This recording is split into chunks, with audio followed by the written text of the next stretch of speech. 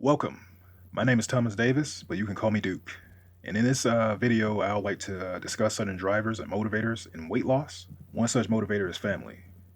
If you're new to this channel, my channel, this time last year, I was over 400 pounds. Today, I'm at 266 pounds and currently pursuing body recomposition.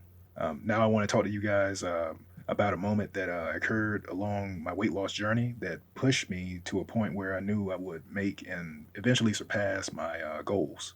It was a situation when I was coming from the gym and fresh out of the shower. I overheard my mom and my brother talking about me over the phone. This is not unusual. Everybody talk about people, on the phone, to each other. So, and so and so.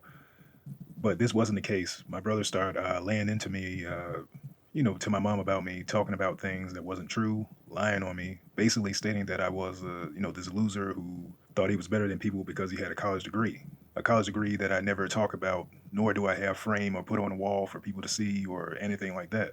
He talked about basically, how I never did anything of significance and that I was nothing, you know. And I just stood there listening. I was in the bathroom overhearing the phone call, listening to him tell multiple lies about me, in this conversation, picking out words from different conversations that we had and creating something that never even happened. I was broken, you know, and I was only, a few months into my weight loss journey and I felt like giving up, and I felt betrayed, especially since I let my guard down to start building this new relationship with my brother. So I went and I sat on my bed and I began crying. All I could think is how could my own brother, say and think all these things about me? And also, I would never speak, to anybody, instead of things that he said, like about me, or I would never say that about him. So let's go back a few months prior. My brother was in a motorcycle accident, which left him with a broken leg. And we were all, grateful because of this because there was a story about another guy who was in that same hospital who was also involved in a motorcycle accident who had to have his leg amputated. My brother reached out. We really didn't talk that much. Mostly because when I would call his phone, he never answered. But like he reached out to me and said he wanted to establish a new relationship with me. So this was tough. It was a tough ask, but I was open to letting my guard down. Especially after the accident, and like he was, in pain and going through what he was going through. We spoke every day, and for once in my life, I actually felt like I, had a relationship with my brother. I finally knew what it felt like to, have a brother to call on and talk to about things. I consoled him about, his injuries and, reassured him that, he'll be back, to 100%, and doing the things they used to do and love to do. I was able to coach him through like some of his recovery because I broke my arm a few years earlier. So I knew kind of like how the rehab situation would probably go and the vitamins and things such as that you could take and, to speed up your recovery. And, he recovered in, record time pretty much. Um, so I had some idea of, like what to do. However, I did blame myself where I failed to establish boundaries. This is months before I chose to engage in my weight loss journey. So like I didn't establish boundary for my time, my rest, and this pretty much left me drained and feeling burnt out. I gave everything I could to making sure my brother was confident and, like the confidence was back up and, he was back to, feeling confident about his recovery and, he would heal up just fine. And, but I knew as clear as day, he didn't think much of my time or, really cherish my time that much. I could tell in his voice and, joking demeanor about things, and that's all because, I failed to establish my boundaries. I only, have myself to blame for that, you know. However, when I did decided to make that change and engage in a weight loss journey for the sake of my own life and my well-being, I wasn't going to sacrifice my, my time because I couldn't afford to do it, anymore. I had to engage in things that was going to help me make healthier relationship with food and recovery and just doing the mental work, required more time to me to be to myself. So I had to change the way, the way I thought, the way I spoke to myself, and what I believe.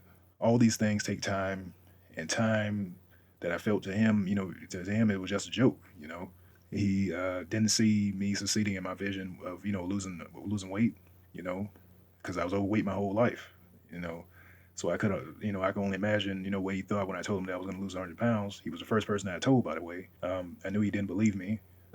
But when I did spoke with him, and I updated him, every time, I lost weight and, the scale was going down, I know he probably thought I was lying about it. But I could care less. Before the journey, it would have broken me. But I decided when I started my journey to look at everything realistic from where I was. I never did this before and never had success doing so. So why would anybody else, outside of me have confidence that I could, lose weight and keep it off? I still managed to speak to my brother until he was, able to walk around and do the things he was able to do before. But I decided then and there that I was, that I was basically, done, with the relationship, And I decided then and there that I love my brothers to death, but if they need help, I'll always be there to help them, always. But that doesn't mean I have to have a relationship or give them time, my time that I need that I could be contributing to helping others and helping myself or anyone else. But my whole life, I'm the youngest brother. I was always, I don't know, there was always jealousy toward me for some reason. I know I never got it or understood it, and I used to do everything I could to like people please people who didn't like me so that they would like me. And I made my decision, all these years, especially when I decided to engage in my weight loss journey, that I'm a good person, no better, no worse than anyone else, and I was done living for other people's approval. I gave 32 years of my life to doing just that and was called a loser by my own family. Well, I wasn't happy. I was depressed. I was jobless with no future and nowhere to go. And still, I made a decision to start living for me, taking action, standing up, speaking up for me. I finally felt free. And when that doctor told me when I was facing when I first started my journey, and she was telling me all the illnesses that I was facing if I didn't lose weight and the medication that I was looking at staring at, I decided to take the opportunity that was in front of me and start living my life. Yeah, I was scared. Yeah, I was nervous. I didn't know if I would succeed or not, but I did know I wasn't going to give up on myself. And I want to present this journey, weight loss journey, for what it really is. It's a true change. It will change you mentally, but if you only want it and you desire it bad enough, it's simple, but that doesn't mean it's easy. It just means you have to be consistent and don't give up on yourself. No matter how difficult it may seem or how hopeless you feel, you have something to contribute to this world. Please don't let the weight of being overweight stop you from giving the world that gift that you have to give it. And that's all I just wanted to say. Regardless of the things that you face, whether it's family, whether it's your situation, illnesses, whatever it may be, you can succeed on this journey.